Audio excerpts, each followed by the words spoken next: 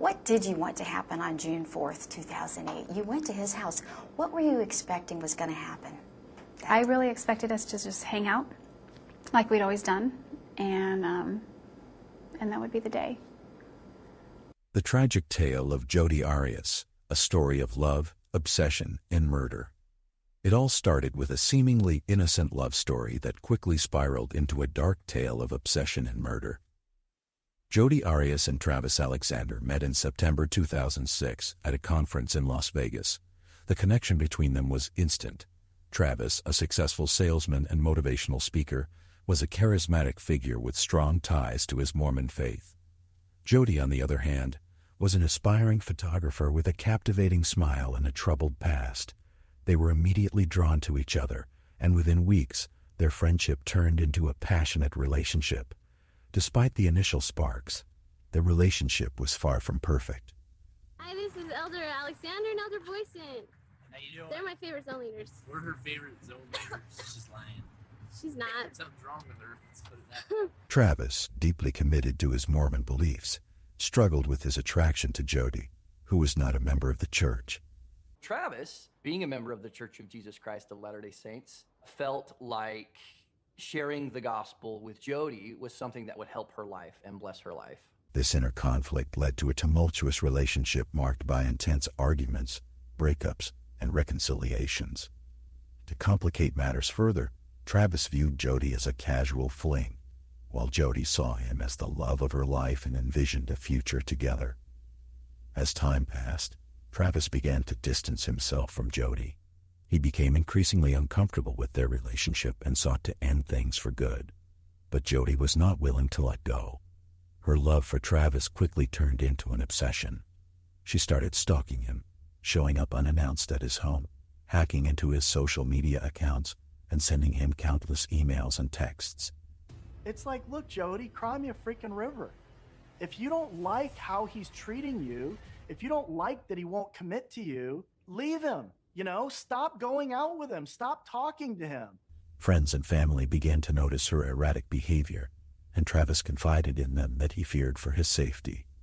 She began following him to the bathroom, listening in on his conversations. She went through his email and forwarded every email that was to or from a girl. She forwarded it to herself so she could read them. The breaking point came in June 2008. Travis had been planning a trip to Cancun with another woman, which deeply upset Jodi. He just looks at her and she goes, "Is there a problem or is something wrong?" And he goes, "Yes, something's wrong." And he says, "I'll be down to talk to you shortly."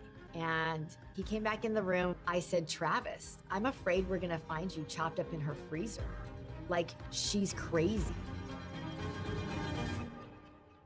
On June 4th, 2008, she made the fateful decision to drive over 1,000 miles from her home in California to Travis's house in Mesa, Arizona.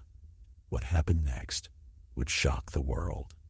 On June 9th, 2008, Travis's friends, worried after not hearing from him for several days, went to his house to check on him. Investigators are stumped over who killed Travis Alexander in his bedroom last week. His friends found the 30-year-old inside his 3,700-square-foot home in Mesa on Monday. Travis's lifeless body was discovered in the shower, brutally stabbed 27 times. His throat slit from ear to ear, and a gunshot wound to his head. The scene was gruesome and chaotic, with blood spattered throughout the bathroom and bedroom. Some of the friends had approached the detective saying, "You need to look at this girl named Jodi Arias." Jodi did it. You know, I don't care who you have on your list, go get Jodi Arias. She did this. Jodi quickly became the prime suspect in the investigation. During initial police interviews, she denied being involved and claimed she hadn't seen Travis in weeks. However, inconsistencies in her story, combined with incriminating evidence, including a camera found in Travis's washing machine. When they looked at it, though, they were able to see that it had a memory card. Fortunately, they were able to develop 3 sets of photographs from that, containing photos of the two together on the day of the murder, led to her arrest in July 2008.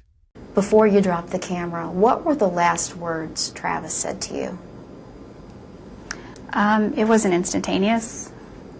It built within a matter of minutes. As the case went to trial, it captivated the nation. Jodi's defense team claimed that she had killed Travis in self-defense, portraying him as an abusive partner who had driven her to the breaking point. They argued that Jodi had suffered years of emotional and physical abuse, and that she had acted out of fear for her life. However, the prosecution painted a very different picture. Jodi was a jealous and obsessed ex-girlfriend who meticulously planned and executed the murder in a fit of rage. I know that I'm innocent. God knows I'm innocent. Travis knows I'm innocent. Did you kill Travis Alexander? I absolutely did not kill Travis Alexander. I had nothing to do with his murder. I didn't harm him in any way. The trial was a media sensation, with every detail of the courtroom drama broadcasted on television and covered extensively in the news. The public was fascinated by Jodi's demeanor, which ranged from tearful to eerily calm and composed. Ma'am, were you crying when you were shooting him? I don't remember. Were you crying when you were stabbing him? I don't remember. How about when you cut his throat? Were you crying then? I don't know. So take a look then. The trial revealed intimate and graphic details of the couple's relationship, including explicit text messages, phone calls, and photographs. One of the most compelling pieces of evidence was the infamous interrogation tapes, where Jodi changed her story multiple times. Initially, she claimed she wasn't in Mesa on the day of the murder. Then she said 2 intruders had broken into Travis's home and killed him while she managed to escape. He was kneeling down in the shower. I was like right here, taking pictures. And I don't really know what happened after that exactly, except I think he was shot. Finally, she admitted to killing Travis, but insisted it was in self-defense. I grabbed the gun. I ran out of the closet. He was chasing me. I turned around. We were in the middle of the bathroom. I pointed it at him with both of my hands.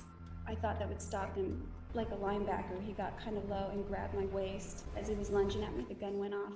After months of testimony, the jury found Jodi Arias guilty of first-degree murder in May 2013. The sentencing phase of the trial was equally dramatic, as the jury deliberated whether to impose the death penalty or life in prison. I see the pain in our faces and the tears we've cried, and it never stops. In a split decision, they were unable to agree on the death penalty, and in April 2015, Jodi was sentenced to life in prison without the possibility of parole.